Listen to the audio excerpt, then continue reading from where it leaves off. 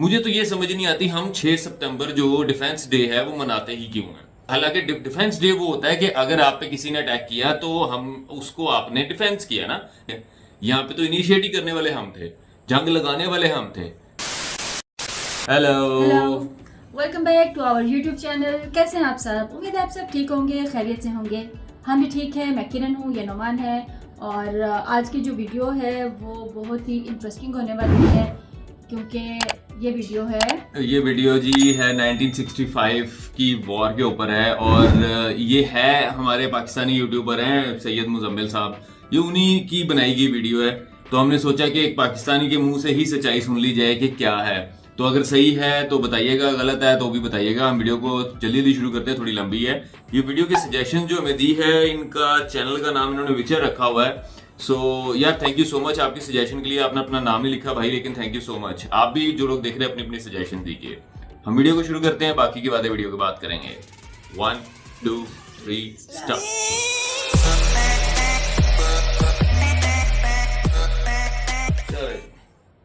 6 सितंबर 1965 की सुबह भारतीय फ़ौज पाकिस्तान के 3 बड़े शहरों पर हमला कर देती है, जिसमें से पहला बॉर्डर जिसका इंतखाब किया जाता है वो लाहौर का, और दूसरा सियालकोट का, तीसरा राजस्थान का बॉर्डर था।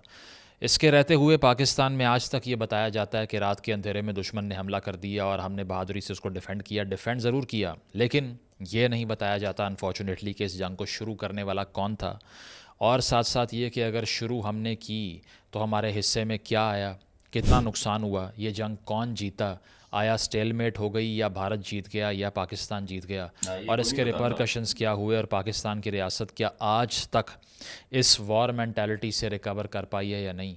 आज इस पर बात करते हैं। तो सबसे पहले ये कि आपको ये हालात समझना पड़ेंगे कि 65 से पहले का पाकिस्तान और भारत था कैसा। मिड 50s में after Pakistan fought a war in 48 with India over Kashmir, Pakistan alliances का हिस्सा बनना शुरू हो गया अमेरिका की।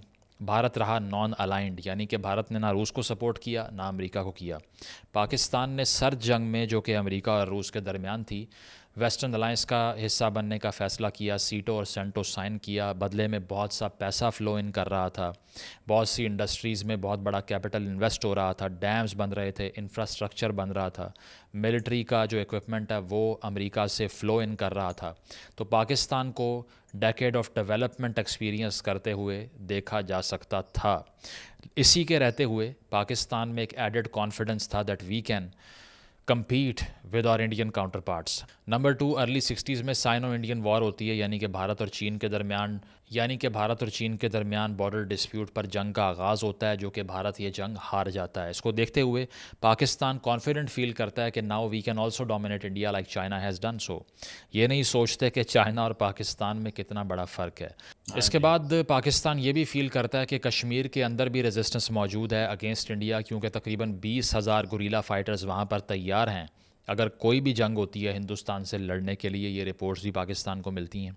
साथ साथ ये कि रन ऑफ कुछ की लड़ाई होती है, यानी कि ये रन ऑफ कुछ का वो एरिया है जो कि सिंध और कुछ के इलाके को सेपरेट करता है। यहाँ पर स्वाम्प्स थे, और इसके अलावा ऐसा एरिया था जहाँ पर काफ़ी एम्फिबियस लैंड थी। तो ये देखते हुए स्प्रिंग 1965 में एक बॉर्डर एस्केलेशन एक डिस्प्यूट में कन्वर्ट होती है। पाकिस्तान और भारत की फ़ौज की लड़ाई होती है। ये 65 की जंग से पहले की बात कर रहा हूँ। इस लड़ाई में इंडियन फोर्सेस विड्रॉ कर जाती हैं। मार्शलैंड पाकिस्तान के हिस्से में तकरीबन 40 मील तक का इलाका आ जाता है। इससे पाकिस्तान की फ़ौज कॉन्फिडेंट फील करती है कि अगर हम रन ऑफ कुछ में डोमिनेट कर सकते हैं for a certain period of time, तो हम ओवरऑल भारत को डोमिनेट क्यों नहीं कर सकते। इसके बाद British prime minister Harold Wilson की तरफ से मीडिएशन होती है रन ऑफ कुछ के इलाके के ऊपर, और पाकिस्तान को नॉर्दर्न हाफ दे दिया जाता है, रन का इलाका, ठीक है। और ये सारा कुछ एक्सपीरियंस करने के बाद पाकिस्तान में जो हॉकिश एलिमेंट्स थे पाकिस्तान में गवर्नमेंट की काबीना के अंदर या मिलिट्री के इंस्टीट्यूशन के अंदर, वो प्रोपोनेंट बन जाते हैं भारत के ख़िलाफ़ एक बाकायदा जंग का आगाज़ करने में। अब बहुत से लोगों का तासुर ये है कि अयूब ख़ान ने सिंगल हैंडेडली इस जंग का आगाज़ किया, जो कि बिल्कुल गलत है। Ayub Khan as a military dictator was not adventurous when it comes to military designs. उनको कोई ख़ास शौक़ नहीं था कि मैंने एक्सपेंशन करनी है या मैंने भारत पर अटैक करना है। इनफैक्ट वो ऐसे जनरल थे जो कि एक लिमिटेड माइंडसेट में रह के ऑपरेट करने के आदी थे, जिनको एक्सपेंशनिज़म से कोई इंटरेस्ट नहीं था। लेकिन विलन्स कौन साबित हुए? वो हुए भुट्टो साहब, जिनको हम बहुत बड़ा डेमोक्रेट समझते हैं। उनके वॉर जिंगोइज़म का कोई लिमिट ही दिखाई नहीं देती इस केस के अंदर। उसकी वजह ये है कि ट्रॉयका था बेसिकली, एक थे अयूब ख़ान, दूसरे थे भुट्टो साहब और तीसरे थे अज़ीज़ अहमद, जो कि इंडियन अफेयर्स के एक्सपर्ट थे और एडवाइज़र थे अयूब की काबीना के अंडर।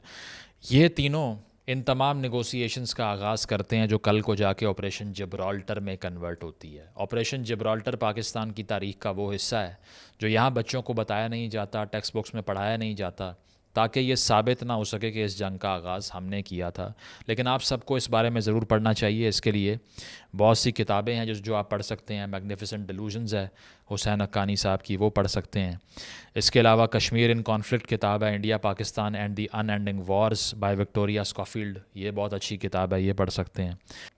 साथ साथ ये कि उस वक्त के इंफॉर्मेशन मिनिस्टर अल्ताफ़ गौहर की तरफ से लिखी गई किताब Ayub Khan the first military dictator of Pakistan is very important. इस किताब में बहुत लंबी चौड़ी तवील डिटेल है जो कि इस जंग के बारे में बताती है। Coming back to the troika, तो सबसे पहली चीज़ ये है कि भुट्टो साहब कन्विंस करने की कोशिश का आगाज़ कर देते हैं अयूब ख़ान साहब को।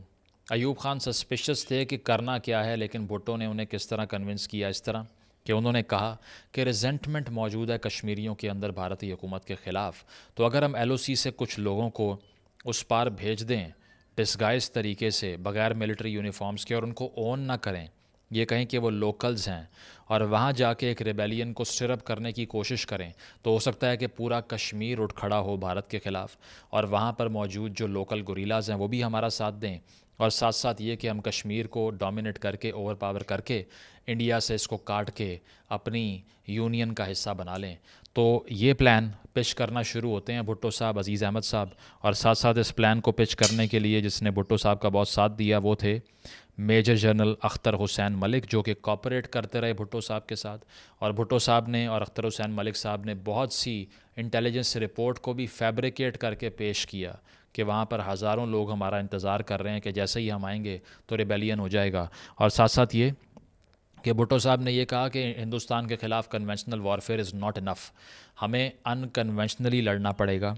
उन्होंने ये भी कहा कि एक कोवर्ट ऑपरेशन करते हैं जिससे इंसाइटमेंट हो जाए लोकल्स की और वो हमारा साथ दें। उन्होंने ये भी कहा कि अग्रेसिव अप्रोच लेने की ज़रूरत है। हालांकि Ayub Khan was suspicious of this entire design. शायद आप सरप्राइज़ हों ये देख के, लेकिन अयूब ख़ान साहब को इस सब में डाउट की बू आ रही थी। वो ये देख रहे थे कि ये अगर सक्सेसफुल ना हुआ तो फिर क्या होगा, क्योंकि हर एक क्रिटिकल थिंकर को हर इस तरह के डिज़ाइन को क्रिटिकली देखना चाहिए। लेकिन भुट्टो साहब अपने वॉर के जिंगोइज़म में मुकम्मल तौर पे कन्विंस थे कि नहीं, हमने ये हर सूरत करना है और साथ साथ अग्रेसिवली करना है। और इसमें अल्ताफ़ गौहर साहब अपनी किताब में ये भी लिखते हैं कि जहाँ पर अयूब की जजमेंट भी इम्पेयर्ड हो गई, वो इसीलिए कि अयूब नेचुरली ये फ़ील करते थे, कोट एंड कोट उन्होंने लिखा है कि Hindus have no stomach for a fight, कि हिंदुस्तान के जो शहरी हैं, जो फ़ौजी हैं, वो लड़ नहीं सकते। तो जब भुट्टो साहब ने बड़ा कन्विंस करने की कोशिश की कि नहीं, हिंदुस्तान तो रिएक्ट कर ही नहीं सकता आगे से, तो आगे से अयूब साहब कन्विंस इसीलिए हो गए कि वो इस मैक्सिम पे यकीन करते थे, जो कि एब्सोल्युटली फॉल्टी निकला। और साथ साथ ये कि जो केयरफुल अप्रोच थी अयूब ख़ान की, वो विड्रॉ हो गई क्योंकि उनके ऊपर प्रेशर डाला गया और उनको मैनूवर मैनिपुलेट कर लिया गया। जब अख्तर हुसैन मलिक साहब भी साथ मिल गए तो उनको रिपोर्ट्स ये दी गई कि हिंदुस्तान इस पोजीशन में ही नहीं होगा अगर जिब्राल्टर सक्सेसफुल होता है कि वो कश्मीर को एक दिन भी होल्ड कर सके। इस तरह से ऑपरेशन जिब्राल्टर का ऑपरेशनलाइज होने का आगाज़ हो जाता है। मरी में इसका हेडक्वार्टर बनता है, टास्क फोर्स का आगाज़ होता है, मल्टीपल टास्क फोर्स बनाई जाती हैं। अच्छा, इनके नाम रखे जाते हैं तारिक टास्क फोर्स, कासिम या फिर खालिद गजनवी, ये तमाम नामों के ऊपर इंतखाब किया जाता है टास्क फोर्स का नाम रखने का। इसका मतलब ये है कि प्योरली आइडियोलॉजिकली मोटिवेटेड एक जंग थी जिसमें हम ये सोच रहे थे कि जो इन्वेडर्स एक दौर में आके हिंदुस्तान में प्लंडर और लूट फैलाया करते थे, हम भी अब वही बन गए हैं। और हमने अपने इन सारी टास्क फोर्सेस का नाम भी उन्हीं के नामों पर रखना शुरू कर दिया, जिसमें गजनवी था, गौरी था और बाकी सब नाम थे। तो इनकी ट्रेनिंग का आगाज़ होता है और कश्मीर में नॉर्दर्न साइड से हाथों में हथियार उठा के और राशन उठा के पैदल चल के महीनों तक बर्फ़ों के ऊपर ये लोग दाखिल होना शुरू हो जाते हैं। और इसमें बहुत से लोग SSG के भी थे, शायद आपको ये मालूम ना हो, लेकिन SSG वो फोर्स है जो कि स्पेशल सर्विसेज ग्रुप कहलाती है, जो कि बनाया ही US एड से था to fight against the threat of communism. लेकिन अमेरिका को इस वक्त तक मालूम नहीं है कि हम क्या करना चाह रहे हैं, क्योंकि उन्होंने वो सारी मिलिट्री एड रूस के ख़िलाफ़ दी थी हमें, और हम माशाल्लाह अपने हमसाये के ख़िलाफ़ चढ़ गए। तो ये सारा कुछ देखते हुए ये मुजाहिदीन कह लीजिए आप, या फिर गुरीला फ़ाइटर्स कह लीजिए, या फिर डिस्गाइज सोल्जर्स कह लीजिए, ये सब कश्मीर में एंटर होना शुरू हो गए। लेकिन ग्राउंड रियलिटी मुख्तलिफ निकली, ठीक है। और आइडिया ये हुआ इन तमाम फ़ाइटर्स को कि वहाँ पर ग्राउंड रियलिटी इतनी मुख्तलिफ है कि लोकल्स तो तैयार ही नहीं है लड़ने के लिए। इनफैक्ट वो सस्पिशस होना शुरू हो गए कि ये सब कहाँ से आ गए हैं। तो इस पर अल्ताफ़ गौहर साहब भी लिखते हैं कि रात के अंधेरे में अक्सर ये मुजाहिदीन जब लोकल कश्मीरियों के पास जाया करते थे कि हम तुम्हें आज़ाद करवाने आए हैं, तो वो आगे से खौफज़दा होकर इंडियन अथॉरिटीज़ को रिपोर्ट कर दिया करते थे कि ये पता नहीं कौन लोग हैं, क्योंकि वो लोग सोचते थे कि यार अगर हम पकड़े गए तो हमें भी मार पड़ेगी, तो इनको तो पकड़वाओ उनके हाथों। तो लोकल्स ने ही इन तमाम फ़ाइटर्स को इंडियन अथॉरिटीज़ को रिपोर्ट करना शुरू कर दिया, इंटेलिजेंस प्रोवाइड करना शुरू कर दी। कोई बकरियां चराने वाला है जिसने पहाड़ पर कुछ लोगों को आते हुए देख लिया है, या फिर कोई दुकानदार है, उसकी वजह यह है कि वो इतना इजीली आइडेंटिफाई होना शुरू हो गए, क्योंकि ना उनको कश्मीरी ज़ुबान बोलनी आती थी, ना वो विजिबली कश्मीरी लगते थे, और ना उनका लहजा और डायलेक्ट वैसा था। तो इंटेलिजेंस ऑपरेशन इतना पुअर था कि बग़ैर वहाँ के लोगों की तरह का भेस बदले, उनकी ज़ुबान सीखे, आपने इतने बड़े नंबर को वहाँ भेज दिया जो कि उनमें मिक्स नहीं हो पाए और रिपोर्ट होना शुरू हो गए। बदले में क्या हुआ कि इंडिया अलर्ट हो गया, और लोकल अथॉरिटीज़ की तरफ से अलर्ट कर दिया गया इंडियन फोर्सेस को। इंडिया ने रिएक्ट करने के बाद रूट्स को ब्लॉक करना शुरू कर दिया ताकि मज़ीद मुजाहिदीन एंटर ना हो, यहाँ तक कि मुज़फ़्फ़राबाद भी थ्रेटन होना शुरू हो गया कि कहीं इंडिया कैप्चर ना कर ले उसको। और पाकिस्तान का ऑन द कॉन्ट्ररी प्लान क्या था? पाकिस्तान का प्लान ये था कि ये तमाम फोर्सेस वहाँ पर जाएंगी, सलाहुद्दीन फ़ोर्स के नाम से जो बटालियन थी वो ये करेगी कि तकरीबन 8 अगस्त के दिन, यानी कि ये 6 सितंबर से 1 महीने से पहले से हो रहा था। अब हमने डिफेंस डे तो 6 सितंबर को मनाया है, लेकिन अगस्त के आगाज़ में ही हम अपनी फोर्सेस को वहाँ पर भेज चुके थे, ठीक है। तो 8 अगस्त को श्रीनगर में इनका प्लान ये था कि जिस दिन वहाँ पर कुछ एहतजाज की कॉल थी, और क्योंकि अब्दुल्ला के अरेस्ट पर एहतजाज होने थे, तो उसी दिन का इंतखाब करना था कि सलाहुद्दीन फ़ोर्स ने रेडियो को सीज़ कर लेना था, श्रीनगर एयरपोर्ट पे कब्ज़ा कर लेना था, और उसके बाद में लिबरेशन का ऐलान करना था, और फिर कश्मीर के लोकल्स ने सपोर्ट कर देना था उनको। ये ख्वाबों में भुट्टो साहब ने और अज़ीज़ साहब ने प्लान बना रखा था, सपोर्टेड बाय अख्तर हुसैन मलिक, और ये सारा कुछ करने के इन्होंने ख्वाब देख रखे थे। लेकिन हुआ क्या, वो ये कि इंडियन अथॉरिटीज़ अलर्ट हो गई, और इसके बाद में जो रिस्पांस आया वो बिल्कुल एंटिसिपेटेड नहीं था। ऑपरेशन जिब्राल्टर के अलावा एक और ऑपरेशन का भी प्लान किया गया था जिसका नाम था ऑपरेशन ग्रैंड स्लैम। और ग्रैंड स्लैम का डिज़ाइन क्या था? उसका डिज़ाइन ये था कि वो ये सोच रहे थे कि हम अटैक करेंगे कम्युनिकेशन लाइंस को जो कि पूंछ में और नौशहरा में मौजूद हैं हिंदुस्तान में। साथ साथ ये कि अखनूर ब्रिज जो मौजूद है चिनाब रिवर के किनारे, उसको हम कैप्चर कर लेंगे, पोजेस कर लेंगे, और उसके बाद जम्मू और कश्मीर का तमाम रास्ता, तमाम जोग्राफिकल कनेक्शन हिंदुस्तान से काट के इंडियन आर्मी को एक तरफ लद्दाख और दूसरी तरफ इस साइड पर दरमियान में फंसा के मारेंगे, ठीक है। ये प्लान था। इसकी अभी अप्रूवल नहीं हुई थी, अभी जिब्राल्टर फुल स्केल पर जारी था। और साथ साथ ये कि दूसरी तरफ जब हिंदुस्तान में आइडिया हुआ कि मुजाहिदीन घुस आए हैं, क्योंकि लोकल्स ने रिपोर्ट कर दिया, तो लाल बहादुर शास्त्री जो उस वक्त के वज़ीर आज़म थे, उन पर एक मैसिव प्रेशर और क्रिटिसिज्म हुआ कि आपने इतना ठंडा रिस्पांस दिया है, अग्रेसिवली रिएक्ट ही नहीं किया, या आपने ये टॉलरेट कैसे कर लिया, आप क्या एक्शन ले रहे हैं उन लोगों को ड्राइव आउट करने में। तो इस सारे इशू के ऊपर 16 अगस्त को, वे बिफोर 6 सितंबर, 16 अगस्त को दिल्ली के अंदर 1 लाख लोगों ने लाल बहादुर शास्त्री के ख़िलाफ़ प्रोटेस्ट किया, एहतजाज किया कि आपने जो रिएक्शन दिया है वो बहुत ही बेनाइन रिएक्शन है, हार्मलेस रिएक्शन है। एक सरकार के नाते हमारा क्या जवाब हो सकता है सिवाय इसके कि हम हथियारों का जवाब हथियारों से दें। सो ग्रेजुअली बिल्डिंग अप 28 अगस्त को हिंदुस्तान ने हाजी पीर पास पे ऑपरेशन शुरू कर दिया और उसको कैप्चर कर लिया। बहुत सी इंपॉर्टेंट हिल्स को कैप्चर करना शुरू कर दिया कश्मीर रीजन के अंदर, जिससे पाकिस्तान के सेटबैक्स शुरू हो गए और जिब्राल्टर जो है वो फेलियर में रिज़ल्ट करना शुरू हो गया, क्योंकि लोकल्स ने एक तो पकड़ना शुरू कर दिया लोगों को, इंटेल ऑपरेशन फेल हो गया और सारे मुजाहिदीन जो भेजे गए थे आइडेंटिफाई होना शुरू हो गए और हिंदुस्तान ने सप्लाई लाइंस भी काटना शुरू कर दी और आगे से काउंटर अटैक लॉन्च करना शुरू कर दिया। जिब्राल्टर के इस फेलियर के बावजूद उस वक्त के कमांडर इन चीफ जनरल मूसा की तरफ से कहा गया भुट्टो साहब को कि आप प्लीज़ मुझे अयूब खान साहब से ऑपरेशन ग्रैंड स्लैम की भी अप्रूवल लेके दीजिए, ताकि मैं ओवरऑल कश्मीर पे एक कब्ज़ा करने का जो हमारा प्लान है उसको एग्जीक्यूट कर सकूं। और भुट्टो साहब उस वक्त उस लॉबिंग में मसरूफ़ थे, बजाय इसके कि इस स्टेज पे भी 6 सितंबर से पहले कुछ ना कुछ एक्ट करके डैमेज कंट्रोल कर लेते, नहीं किया। अप्रूवल मिल गई। 31 अगस्त को ग्रैंड स्लैम ऑपरेशन का भी आगाज़ हो गया और इस ऑपरेशन के आगाज़ के बाद पाकिस्तान का जो फ़ौज का एक छोटा सेक्शन था उन्होंने इंटरनेशनल बॉर्डर भी क्रॉस कर दिया तकरीबन सियालकोट और जम्मू के दरमियान और क्लियर मैसेज दे दिया कि द वॉर हैज़ बीन वेज्ड। अंदाज़ा लगाइए कि इस वक्त तक जब सब कुछ हो चुका है तो पाकिस्तान की इन्फेंट्री को कुछ नहीं पता, ओवरऑल पाकिस्तान की एयर फोर्स को कुछ नहीं पता, पाकिस्तान की नेवी को कुछ नहीं पता। ये मैं नहीं कह रहा, ये एयर मार्शल नूर खान का इंटरव्यू है जो कि डॉन न्यूज़ ने पब्लिश किया है, BBC पर भी पब्लिश किया गया है, आप पढ़ सकते हैं।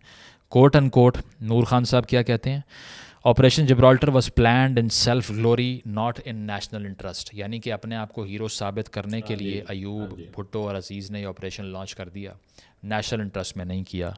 It was a wrong war and they misled the nation with a big lie that India rather than Pakistan had provoked the war, कि उन्होंने अवाम को बेवकूफ़ बनाया कि ये जंग हिंदुस्तान ने शुरू की है, हमने नहीं की। बहुत बड़ा झूठ बोला। नूर खान साहब की स्टेटमेंट ये भी कहती है कि आर्मी ने फोर्सेस के साथ कोई प्लान शेयर नहीं किया।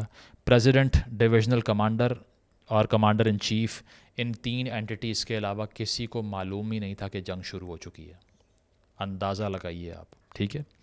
साथ साथ ये कि आर्मी प्रिपेयर्ड नहीं थी, नेवी को मालूम नहीं था, तो फिर किस तरह से डैमेज कंट्रोल होता अगर हिंदुस्तान रिएक्ट करता।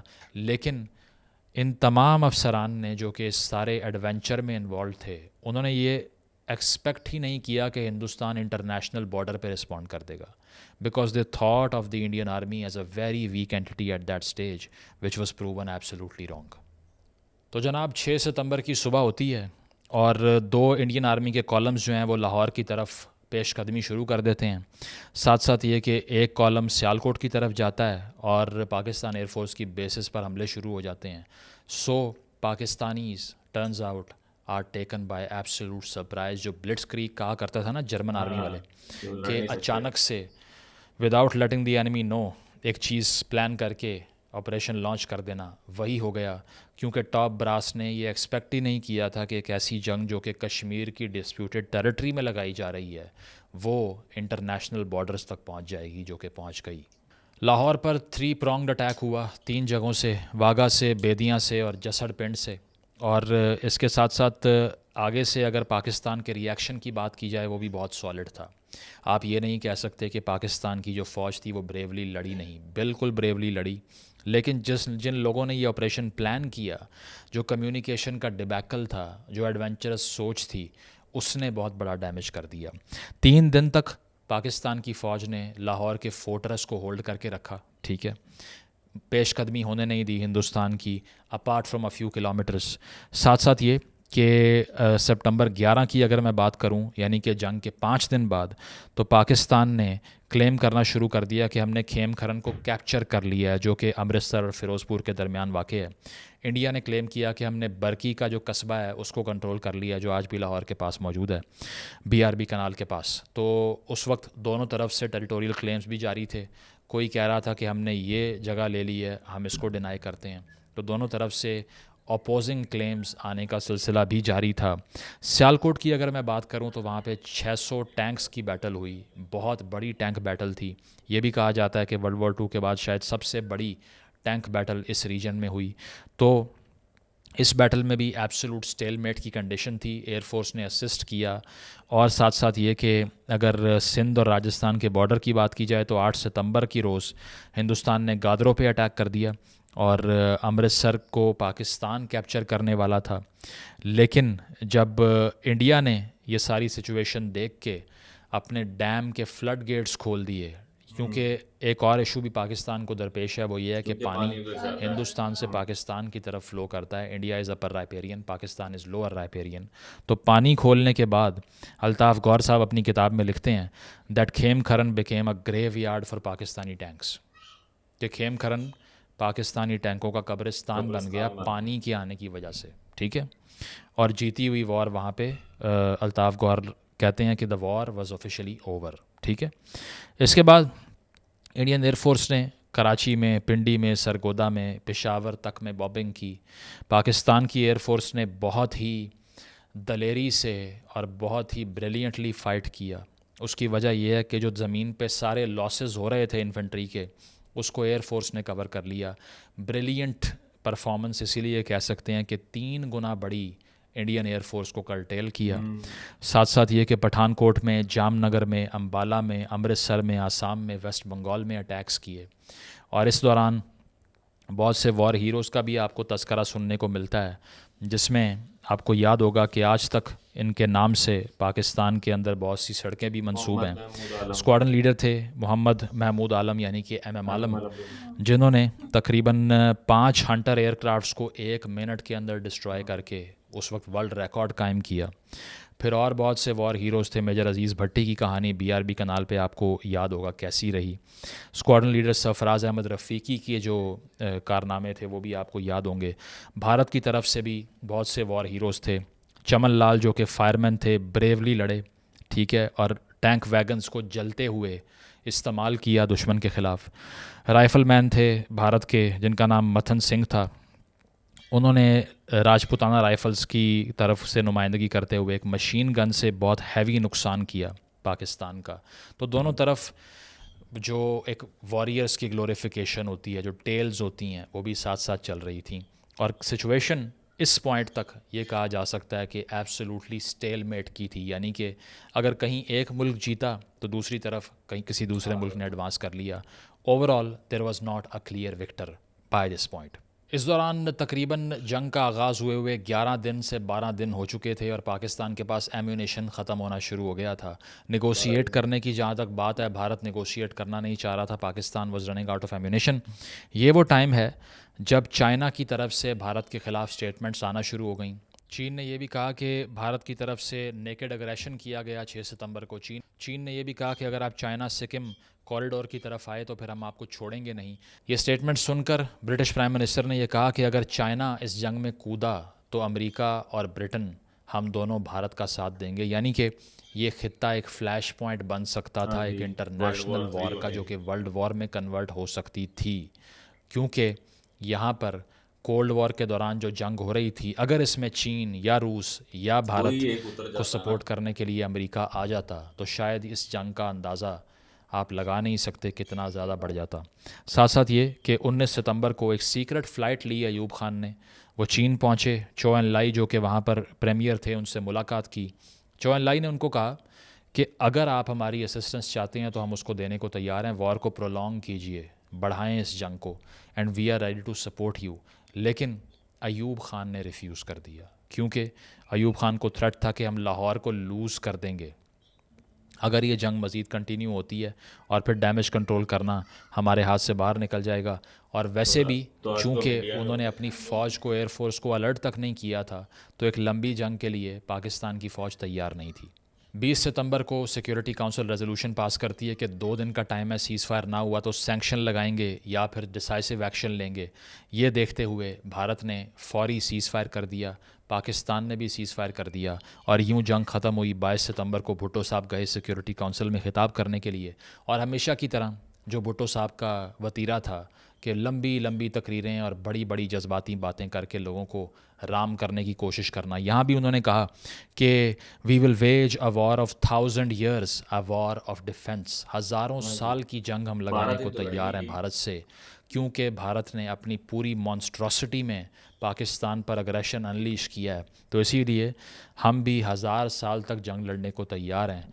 लड़ी कितने दिन? 17 दिन, वो भी मुश्किल से, ठीक है। तो इसके बाद यूएस ने भी ख़ासी ग्रीवेंसेस का इजहार किया, क्योंकि उन्होंने कहा कि जो हथियार हमने आपको रूस से लड़ने को दिए थे वो आपने भारत में इस्तेमाल कर दिए। एम्बार्गोज़ लगा दिए कि आइंदा से भारत और पाकिस्तान को असलहा नहीं बेचना। यूएसएसआर ने इंडिया को असलहा दिया लेकिन न्यूट्रल रहा। चीन ने पाकिस्तान को सपोर्ट करने की कोशिश की, पाकिस्तान ने सपोर्ट से जब इनकार किया तो चीन भी ठंडा हो गया।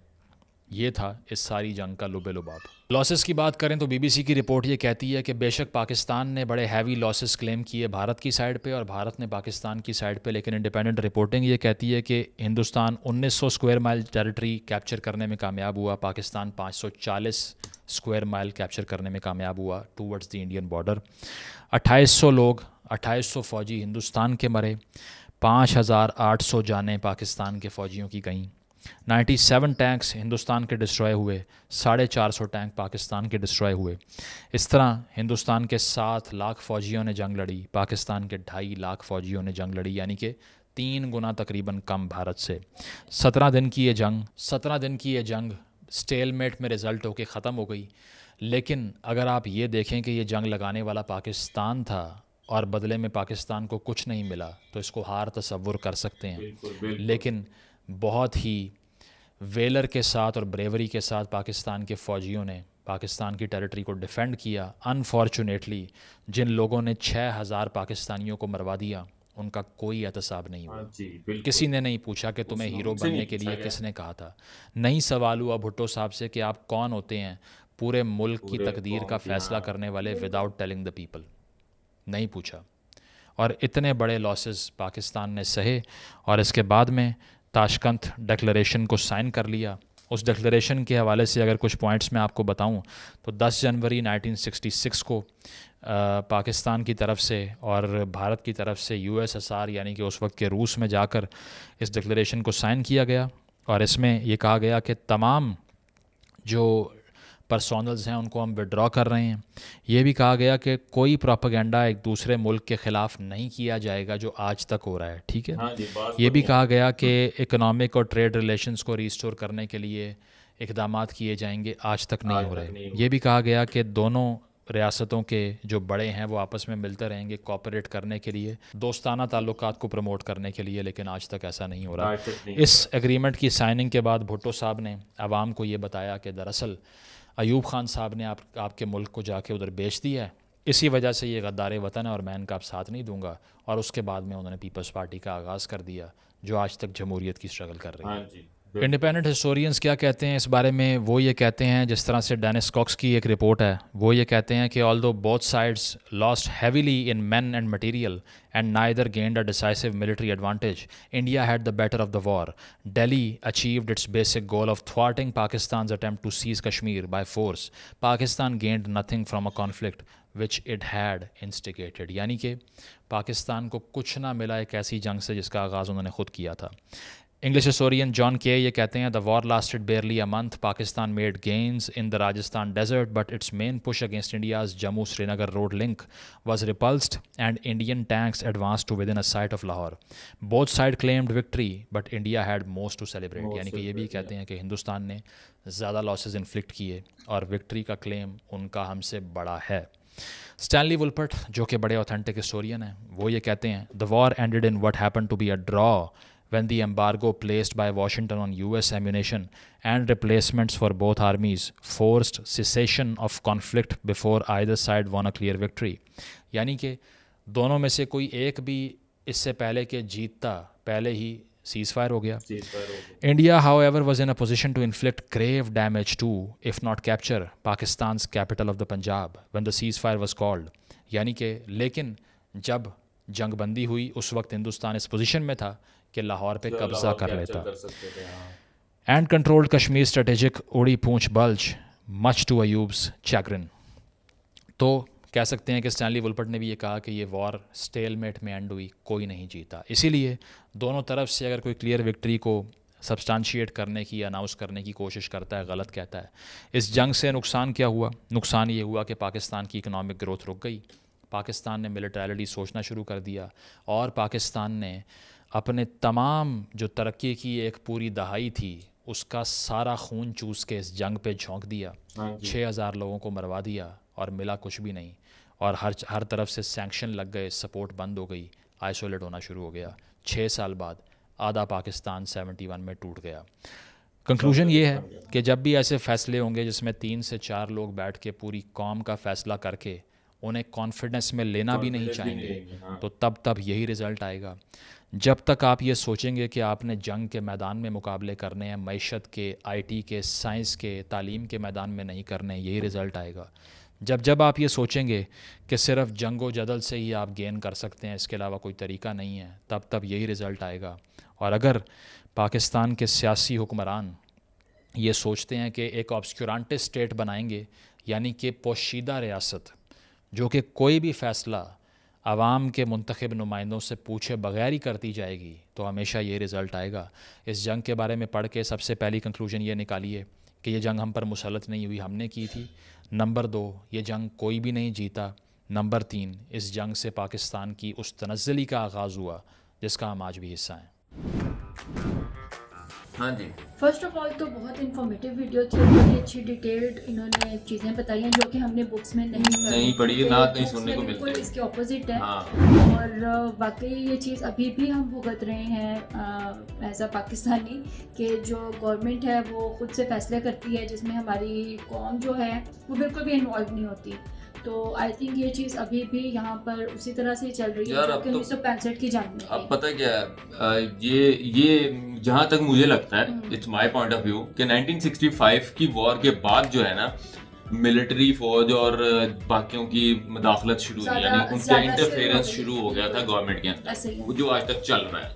दूसरी चीज यार, क्या ही घटियापन है कि 3 बंदे या 2 बंदे मिलके 20 करोड़ अवाम का, उस टाइम पे चलो 15 करोड़ होगी, 15 करोड़ अवाम का फैसला कर रहे हैं 2 बंदे मिलके। ठीक है, हाँ जी, 6000 सोल्जर जो हैं वो मारे गए, क्या कि सिर्फ 2 बंदों के फैसले के ऊपर। यार इसमें पता क्या होता है, मुझे वॉर से वैसे ही नफरत है। मैं उसका रीजन बताता हूँ क्यों। अब जैसे देखो, इंडिया पाकिस्तान की वॉर हुई 1965 में, तो इंडिया के कुछ सोल्जर, कुछ मतलब ऐसे लेट्स सपोज 2000 सोल्जर हैं, पाकिस्तान के 6000 सोल्जर हैं। हम एक दूसरे से, जो आवाम है, जो पब्लिक है ना, वो इस चीज पे खुश हो रही होती है, हमने तुम्हारे ज्यादा सोल्जर मारे, वो कहते हैं हमने तुम्हारे ज्यादा सोल्जर मारे। कोई ये नहीं सोचता कि यार वो सोल्जर जो मर गए हैं उनका क्या कसूर था, उनके फैमिलीज हैं, उनके रिलेटिव्स हैं, उनका जीना मरना, ठीक है, सिर्फ 2 बंदों के फैसले पे नहीं हो सकता। तो ये जो पॉलिटिशियंस है ना, इनका घटियापन होता है। आज तक ऐसे ही चल रहा है, पूछते ही नहीं है, कुछ भी अप्लाई कर देते हैं। और अब तो खैर बात ही हो रहा है ना, डेमोक्रेटिक कंट्री है, लेकिन ऐसा कुछ भी नहीं है भाई। अपने फैसले हैं, अपनी पॉलिसीज हैं, जिसका आवाम से कोई लेना देना नहीं है। देखो, डेमोक्रेसी ये नहीं होती कि आप मतलब हम लोग अपनी गवर्नमेंट के खिलाफ अगर कुछ बोले हैं तो हमें उठा के ले जाएं। बिल्कुल, ये डेमोक्रेटिक नहीं होता, ये भाई डिक्टेटरशिप होती है, और वही चल रही है यहाँ पे, डिक्टेटरशिप ही चल रही है। हमारी कंट्री में किसी को इजाजत नहीं है वो गवर्नमेंट या आर्मी के खिलाफ कुछ बोल पाए, ठीक है। वो जो बोलेंगे, ये तो पता नहीं मुजम्मिल भाई कैसे बचे हुए हैं अब तक, मुझे नहीं समझ आती, नहीं तो अब तक शायद ये भी उठाए गए होते। अल्लाह ताला इनकी हिफाजत करे। लेकिन यहाँ पर ऐसा ही होता है, जो बोलता है उसको उठा के ले जाते हैं। हमारे यहाँ पे एक एंकर थे, इमरान रियाज खान के नाम से, ठीक है, उनको 8 महीने गायब रखा, दुनिया को पता ही नहीं है वो है कहाँ पे। और उसके बाद आई गेस जब वो मिले तो हाँ जी, 8 महीने बाद जब वो वापस आए हैं, बेचारे की सफेद मूछे, दाढ़ी, सफेद बाल, यार इतना हैंडसम बंदा होता था। मैं पिक्चर कंपैरिजन लगाऊंगा, देखना आप, ठीक है। उसका इतना बुरा हाल कर दिया उस बंदे का। उसके मुंह से कहानियां सुनो ना, आपको पता लगे कि क्या क्या रूल, यहाँ पे क्या डिक्टेटरशिप चल रही है। तो ये तो हाल है हमारा। और फिर हम क्लेम करते हैं कि भाई मुझे तो ये समझ नहीं आती, हम 6 सितंबर जो डिफेंस डे है वो मनाते ही क्यों हैं। हालांकि डिफेंस डे वो होता है कि अगर आप पे किसी ने अटैक किया तो हम उसको, आपने डिफेंस किया ना। ये 6 सितंबर अगर इंडिया डिफेंस डे मनाए ना, तो उनके लिए बिल्कुल ठीक है। यहाँ पे तो इनिशिएट करने वाले हम थे, जंग लगाने वाले हम थे। 2 बंदे बैठ के फैसला कर रहे हैं और वो वर्ल्ड वॉर में चेंज होते होते बचे हैं। अगर वो चाइना हेल्प करता, पाकिस्तान एग्री करता, तो यहाँ पर वहां से अमेरिका, यूरोप सब ने टूट पड़ना था अंदर, ठीक है। तो वो वर्ल्ड वॉर 3 चल जानी थी, सिर्फ 2 बंदों के घटियापन की वजह से। जहाँ तक मुझे लगता है कि पाकिस्तान की गवर्नमेंट को ये सोचना भी नहीं चाहिए वर्ल्ड वॉर का, ठीक है, क्योंकि उसके लिए एक तो उनके पास उतने रिसोर्सेज भी नहीं बिल्कुल। है, ठीक है। सबसे पहले तो वो चीज़ होना बहुत ज़रूरी है जो कि यहाँ पे नज़र नहीं आती हम लोग। ज्यादा फौजी करने से ज्यादा बड़े अब तो वो बात ही नहीं रही भाई, अब तो दौर चेंज हो गया, अब तो आईटी का इकोनॉमिक दौर आ गया है, वहां पर लड़ाई करो ना, एक दूसरे से आगे निकलो, आईटी की रेस में निकलो, पैसे की रेस में निकलो। वही बात है कि अभी तक ये लोग वो पिछले वही ज़मानों उधर ही में अड़े जो हुए है, ये नहीं देख रहे कि जो दूसरी कंट्रीज हैं, ठीक है, वो कहाँ निकल गई इंडिया के हैं। अलावा पे कहाँ से हाँ कहाँ जी। पहुंच गई हैं, हम लोग आज भी इसी बात पे अड़े हुए हैं जो 65 में अड़े हुए थे कि हमने इंडिया पे हमला करना हमला है। करना है। क्या मिलेगा भाई हमला करके? मुझे ये समझ ही नहीं आती, मुझे हमारी एक घटिया पॉलिसी है, समझ ही नहीं आती। मैं इससे ज्यादा कुछ बोलूंगा मैं गालियां दूंगा, तो छोड़ो फारक हम कराओ। यहाँ पे ही अपनी हाँ आज जी। वीडियो को एंड करेंगे, लेकिन आप हमें सजेशंस और कमेंट्स में ज़रूर बताइएगा कि ये वीडियो कैसी लगी आपको, और अच्छी अच्छी सजेशंस हमें दीजिएगा ताकि हम उस पर भी रिएक्ट कर बिल्कुल। सकें। So see you in the next video, be happy, stay always positive, peace out. Take care, bye bye.